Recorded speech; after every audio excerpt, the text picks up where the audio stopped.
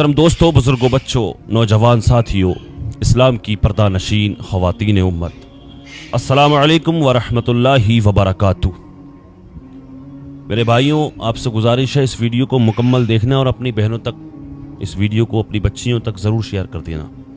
अल्हम्दुलिल्लाह हमारी वीडियो ऐसी होती है जो पूरी फैमिली बैठकर देख सकती है, कोई घबराने वाली शर्माने वाली बात नहीं है।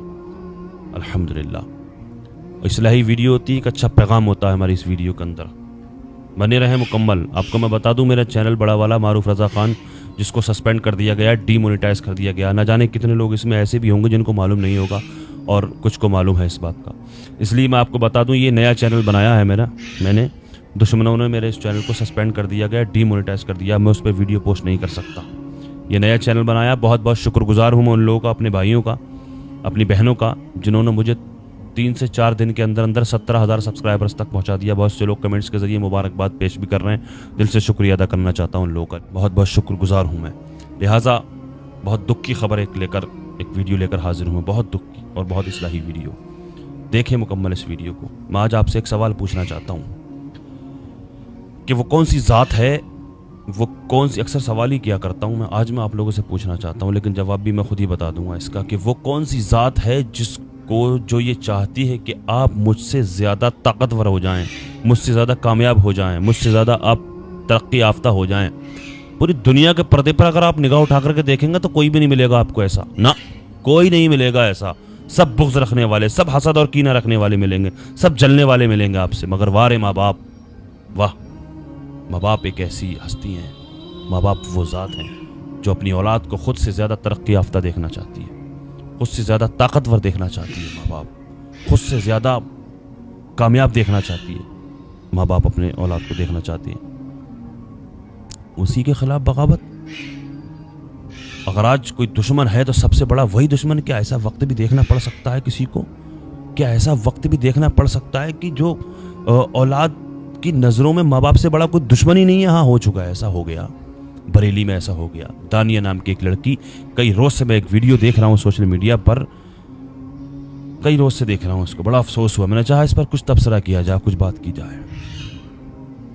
वो माँ बाप जिन्होंने पाल पोस करके बड़ा किया, उसकी ख्वाहिशों को पूरा किया, उसके अरमानों को, उसकी खुशियों को दोबाला किया, वही माँ बाप सबसे बड़े दुश्मन हो गए। सब कुछ उसका आशिक हो गया, छोड़कर चली गई उस अपने आशिक के साथ, वो भी गैर मुस्लिम के साथ। माँ बाप ने उसकी परवरिश की, पाला पोसा, उसको जन्म दिया। कहीं तरबियत में कहीं कमी रह गई, यही वजह रही जो आज वो छोड़ करके चली गई। वो फरियादें लगा रहे हैं, दुहाइयाँ लगा रहे हैं, चीख रहे हैं, रो रहे हैं, आजा बेटी आजा, वापस आजा, आजा बेटी आजा। मगर बेटी वीडियो बना करके अपलोड कर रही है, जहर उगल रही है। देखें इस वीडियो को। अभी ख़ास बातें करूँगा, अभी इस वीडियो में मैं आपसे बहुत ख़ास, बहुत अहम बातें करूँगा मैं। अभी इस वीडियो को छोड़ना कुछ कहने की या मेरी फैमिली पे उंगली उठाने से पहले अपने घर, अपने खानदान में देखो, ठीक है? मेरी फैमिली की कोई गलती नहीं है और मेरी वजह से, हाँ, मेरी फैमिली पे बात आई है, लेकिन मेरी फैमिली को अगर किसने भी कुछ भी बोल दिया तो अपनी फैमिली और अपना खानदान देखो। मेरे घर वालों को बीच में मत सानो। गलती मैंने करी है, ना कि मेरे घर वालों ने। मेरे घर वालों ने बहुत अच्छी परवरिश दी है, सब कुछ अच्छा दिया, लेकिन मैंने गलत उनके साथ करा तो आप मेरे घर वालों को बिल्कुल शामिल ना करें और मेरे पेरेंट्स और मेरे बाप को तो बिल्कुल शामिल ना करें। उसकी कोई गलती नहीं है, ठीक है? उसके साथ दगा मैंने करी, उसके साथ बुरा मैंने करा, उसने अपनी परवरिश में कोई गलती नहीं करी, ना उसकी कोई गलती है। तो मेरे बाप को कहने से पहले ना मुझसे बात करो, समझ में आया? अस्सलाम वालेकुम, मेरा नाम दानिया है, मैं 20 साल की हूँ और मैं बरेली से बिलोंग करती हूँ, थाना प्रेम नगर से। मैं आप सबसे रिक्वेस्ट करना चाहती हूँ, प्लीज़ पुलिस केस वापस ले लें, हमें परेशान ना करें। मैं जहाँ भी हूँ खुश हूँ, अपनी मर्ज़ी से आई हूँ। 5 फरवरी को रात के 8 बजे मैं अपनी मर्ज़ी से निकली थी। गुमशुदा की रिपोर्ट प्लीज़ वापस ले लें पापा, और प्लीज़ परेशान ना करें। और यदि अगर मेरी जान को कोई भी खतरा होता है तो उसके ज़िम्मेदार सिर्फ आप लोग होंगे, मेरे पेरेंट्स होंगे और पुलिस वाले होंगे जो मेरे माँ बापों के साथ मिले हुए हैं। और मेरे इस केस में सबसे ज़्यादा बड़ा हाथ मेरी माँ का था, क्योंकि मेरी माँ इस केस में पूरी शामिल थी। और मैं ये कह सकती हूँ कि मैंने जो करा उसमें आधे से ज़्यादा जिम्मेदार मेरी माँ थी। और लेकिन अब मैं जहाँ हूँ मैं बहुत खुश हूँ। वास्ता ट्रोल करना बंद कर दो, हम बहुत खुश हैं और करने से कोई फायदा भी नहीं है। बनाओ बेटा। अभी तुम्हारी माँ बहनें थोड़ी ना मांगी, अपनी माँ बहनों को देखो। हाँ, तुम्हारी माँ बहनें गई हो तो तुम बोलना, नहीं गई है ना तो बस अपनी माँ बहनों को सेव रखो, प्रोटेक्ट करो। दूसरों के फालूदे की कुल्फी छीन के खाने की कोशिश मत करो। कहीं तुम्हारी भी बहन भाग जाए। देखा आपने, कितनी मासूम सी बच्ची, कितनी भोली भाली, न जाने किसकी नज़र लग गई इसको यार। अपनी आखिरत भी बर्बाद कर ली, दुनिया भी बर्बाद कर दी। उन माँ बाप को छोड़ करके चली गई जिनको अब्बू अब्बू पापा पापा कहते कहते पीछे पीछे भागती थी है। उन माँ बाप को, जिन माँ बाप ने इसकी खुशियों को दोबाला किया, उन माँ बाप को अपने छोड़ करके चली गई जिन माँ बाप की उंगली पकड़ करके चलना सीखी, अपने पैरों पर खड़ी होना सीखी है। उनको, उनकी सबसे बड़ी दुश्मनी आज उनकी बन गई है। और कितना खुश नज़र आ रही बहन। हम वैसे तो हम दुआ करते हैं कि तुम्हारे साथ कुछ भी बुरा ना हो, लेकिन हाँ, जिस दहलीज पर तुम खड़ी हो ना, जिस दहलीज पर, जिस जगह पर तुम खड़ी हो, उसी जगह पर न जाने कितने माँ बाप दुहाइयाँ लगा लगा करके खाक डाल करके चले गए। लेकिन चंद दिनों के बाद, चंद महीनों के बाद खबर आती है तुम जैसी लड़कियां कहीं कटर में मिलती हैं, कहीं दोस्तों अहबाब के साथ मिलकर के रेप किया जाता है, उनके साथ कहीं टुकड़े करके फेंक दिया जाता है, कहीं कोठे पर बेच दिया जाता है। कितनी वीडियोस, ये तो वायरल, कुछ चंद वीडियो वायरल हो जाया करती है इस तरह की, लेकिन न जाने तुम जैसी कितनी लड़कियों को हड्डी की तरह चूस करके फेंक दिया जाता है, कोठों पर बेच दिया जाता है।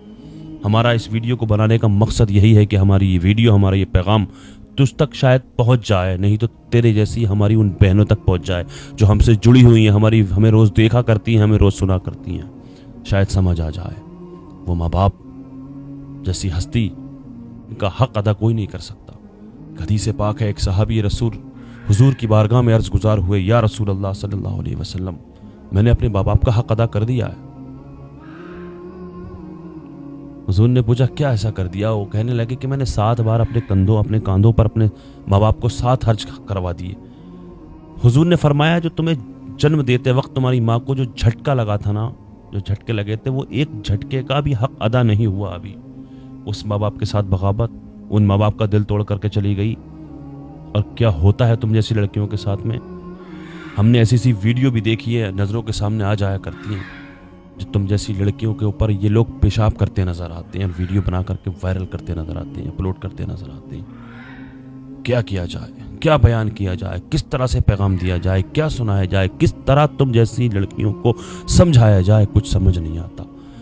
बस समझ जाओ, अपनी आखिरत बर्बाद मत करो, अपनी दुनिया बर्बाद मत करो, अपने माँ बाप का दिल ना दुखाओ, अपने घर वालों को बदनाम मत करो। तुम्हारे खानदान वाले, तुम्हारे माँ बाप सर उठाने के काबिल नहीं रहेंगे अगर इज्जतदार होंगे तो।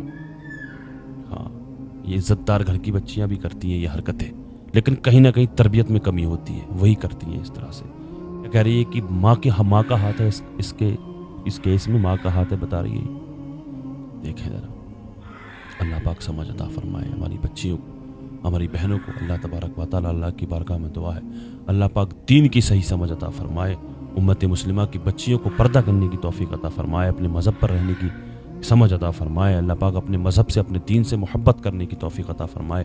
अल्लाह तबारक व तआला हमारे ईमान व अक़ायद की हिफाजत फरमाए, दुनिया के तमाम मुसलमानों की इज़्ज़त व आबरू की, जान और माल की हिफाजत फरमाए। दुनिया में जहाँ कहीं भी परेशान हाल मुसलमान हैं, अल्लाह तबारक व तआला सबकी परेशानियों को दूर फरमाए। जो बीमार हैं उनको शिफा अता फरमाए। खुसूसियत के साथ अभी जितने भी लोग इस वीडियो को देख रहे हैं, हम सब में से कोई भी अगर बीमार है, कोई भी किसी भी मर्ज़ में मुब्तला है, हम सब के अज़ीज़ व क़ारिब, मुहिब्बीन, मुतअल्लिक़ीन, अहबाब, सबको जुमला अमराज से शिफा भी अता फरमाए। जो बेरोज़गार हैं उनको जायज़ रोज़गार अता फरमाए। जो बे औलाद हैं उनको नेक सालिह औलाद अता फरमाए। जो साहिब औलाद हैं उनकी औलादों को नेक सालिह बनाए।